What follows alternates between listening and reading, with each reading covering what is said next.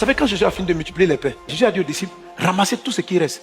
D'abord, il leur a donné abondamment. La Bible dit, tout le monde était rassasié, tout le monde était bien. Et puis après, il a dit, veillez à ce que rien ne se perde.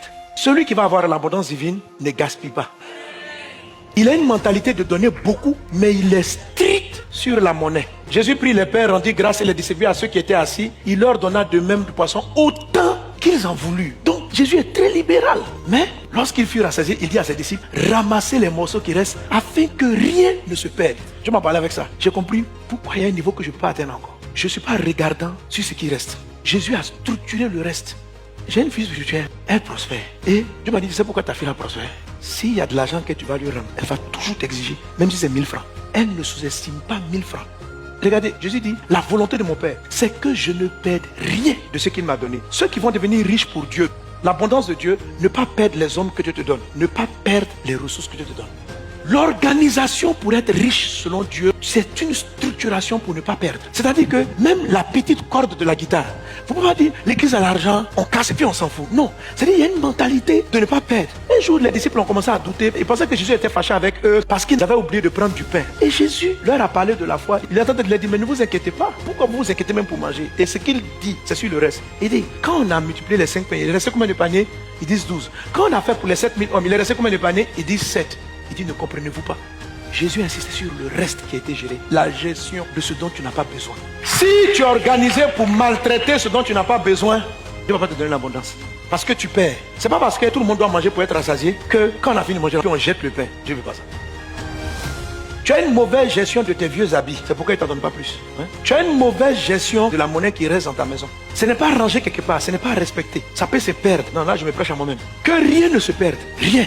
Regardez, quand vous voyez les milliardaires, ils comptent même les aiguilles. Quand ils ouvrent une succursale, ils demandent où est parti chaque point. C'est ce que Dieu regarde et puis Dieu les rend riches. Parce qu'ils ne vont pas perdre ce qu'il leur a donné. Les gens qui ne vont pas devenir riches, ils disent, oh, Dieu m'a tellement donné, oh.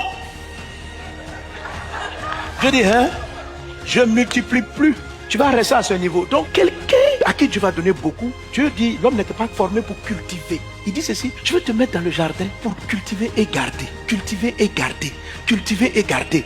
Développer et protéger. Développer, maintenir. Développer, ne pas perdre. Développer, ne pas perdre. Développer, ne pas perdre. Cultiver, garder. Cultiver, garder.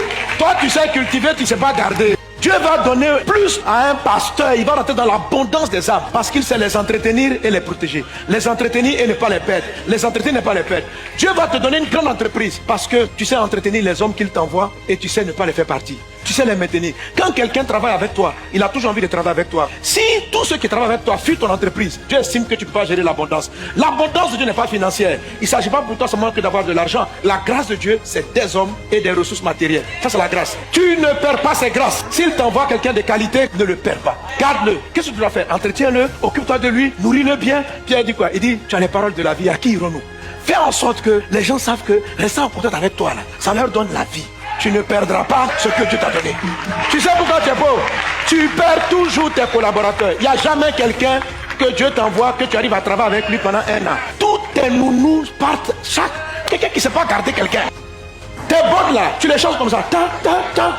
Tous les jours, il y a une nouvelle fille. Elles sont compliquées. C'est toi qui es compliqué. Une femme, ça veut dire que quand les gens travaillent avec toi, ils sentent qu'ils n'ont pas envie d'aller ailleurs.